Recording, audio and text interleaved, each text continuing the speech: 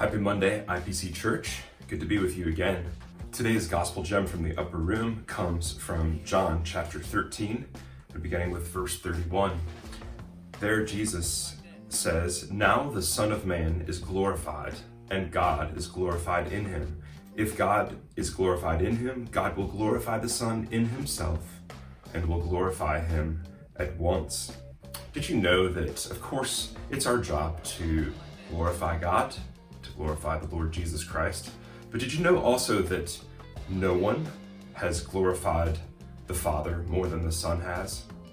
And no one has glorified the Son more than the Father has. Think about that. The Son perfectly represents the Father's heart for justice and for mercy.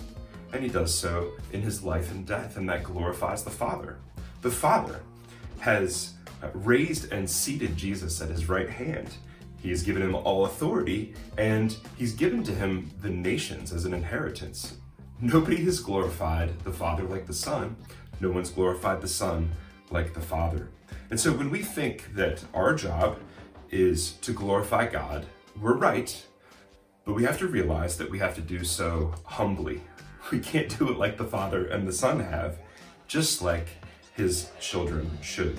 And so Jesus says a couple verses later, verse 34, "A new command I give you, love one another. As I have loved you, so you must love one another. And by this, everyone will know that you are my disciples, if you love one another." You see, we should glorify God. We should glorify the Father and the Son. We can't do it like the Son does for the Father or like the Father does for the Son, but Jesus simply gives us the command to glorify him by this humble action, this humble attitude, these humble words that are characterized by love. We simply show the world that we're following and learning from the Lord Jesus by loving one another. I wonder if these days of distance from one another are purifying us, clarifying for us what this is all about that we're doing. Because not power over one another, but love for one another. Not a big, bold, impressive, God-sized initiative, but love for one another.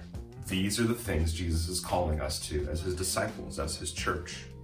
Because the gospel, the good news of Jesus, and God's love for us in Jesus has so penetrated our hearts, we simply turn to one another, and we learn a little bit better to love one another.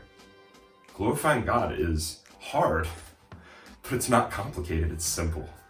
So let's use this time to refocus our hearts, church, on this simple task of honoring and serving and, yes, glorifying God among the nations here in Zurich as we simply love one another. I hope you have a great day, and we'll see you tomorrow.